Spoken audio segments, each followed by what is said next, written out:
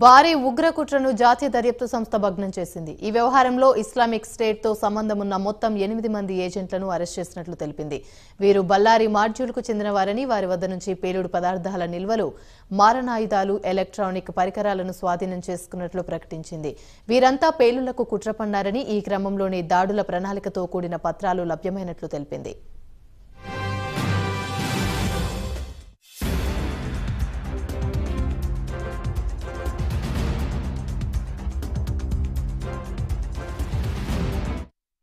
NIA అధికారులు సోమవారం మహారాష్ట్ర, ఢిల్లీ, జార్ఖండ్, కర్ణాటక రాష్ట్రాల్లో 19 ప్రదేశాల్లో దాడులు చేపట్టారు.